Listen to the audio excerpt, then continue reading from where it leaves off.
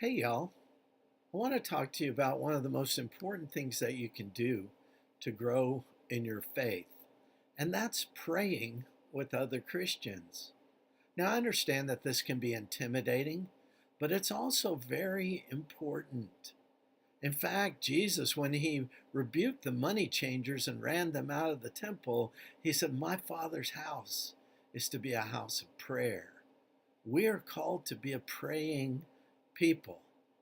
In fact, God said in Second Chronicles 7:14 that if his people would humble themselves and pray, seek his face, and turn from their wicked ways, he would hear and heal their land. God desires to hear from his people, not only individually, but corporately, as we come together as the people of God and seek his face. We see this in many places in the Old and New Testament as the people of God collectively came together and prayed. And when God's people pray together, something powerful happens that couldn't happen and doesn't happen in any other way. One of the things that it does is it encourages those who are growing in their faith to continue to trust God. And it also collectively allows us to place our faith in him and allow him to work in us and through us. There's a couple of things that I want to look at today. By no means exhaust the subject of corporate prayer, but there's a couple of things I want to look at that are really important. In John 14, uh, we're told that if we just ask in God's name, he will do what we ask. And so we need to, or in Jesus' name, we need to understand that we're called to pray in Jesus' name. But also in John 5, he says we have this confidence in approaching God that if we ask anything according to his will, that he hears us and that he will give us what we ask. See, a lot of times we use these verses as excuses for trying to manipulate God into doing what we want him to do. But we need to understand what it means to pray in God's name and pray according to his will. A lot of people think that if I pray in Jesus' name, then that means I just need to say the name Jesus over and over and over again. And somehow that is what brings a blessing. It's kind of like one of those old fountains where the water begins to trickle into the bucket. And as the water trickles into the bucket, it begins to fill up. And then finally, the bucket tips and the blessings are poured out. That's not a realistic or biblical theology of prayer. It's not just about saying the name Jesus over and over again. On the other end of the scale, some people think that if we just say in Jesus' name at the end of our prayer, that fulfills the requirement in that passage, and that God is obligated to give us whatever we ask for. That's not really it either. In order to understand how to pray in Jesus' name, we need to understand how to pray for and in his will.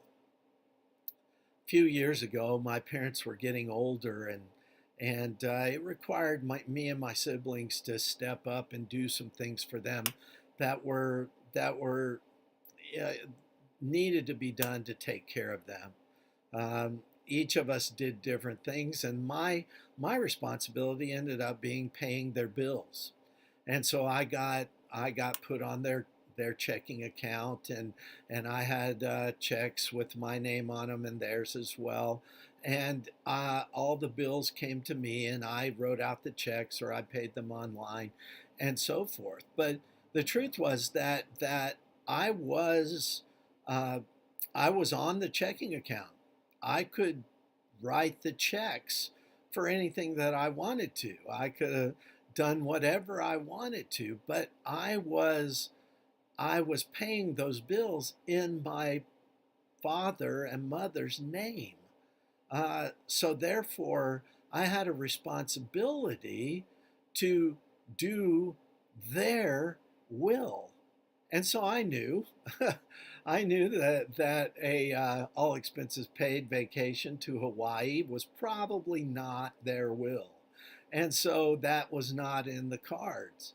But I also knew that their will was that they expected their bills to be paid on time, and they expected their bills to be taken care of so that their credit rating and all of those things were taken care of, and they were people in good standing in the community. And so I paid the bills in my parents' name, but I also paid the bills according to their will. And that's vitally important. You see, a lot of times people use these verses as an opportunity to manipulate God into doing what we want him to do. And that's just foolishness. I remember many years ago, a man told me that he had prayed in Jesus' name for God to give him a brand new Mercedes, and God was going to do it. He named it and he claimed it. And I wasn't mature enough at the time to ask him if a multi-thousand-dollar luxury car was really God's will for his life. But I do remember that as long as knew that man, he never got the brand new Mercedes. And as far as I know, he's still driving a Volkswagen. The point here is not that God is unwilling to give good gifts, great gifts, wonderful gifts to his children. He is. But it's in his name and according to his will. And so when we come together as the people of God, we have to be more concerned with his reputation than our own. And we have to be more concerned with his will than our own. In order to do that, we've got to discern his will. That means we need to be in his word. That means we need to be walking with him, and we need to be growing in him daily. As we come together as the people of God, as we seek him out, and our churches become a house of prayer, then we will see God moving, not only in our churches, but in our nation and in our world. And when that happens, we begin to grow. We begin to grow closer to one another as we grow closer to God. And that is a glorious thing. So my prayer for you is that you find someone this week to pray with, and you continue to, as a group, continue to seek God's face, to seek God's will, and to pray for him to do that will in his name in your midst.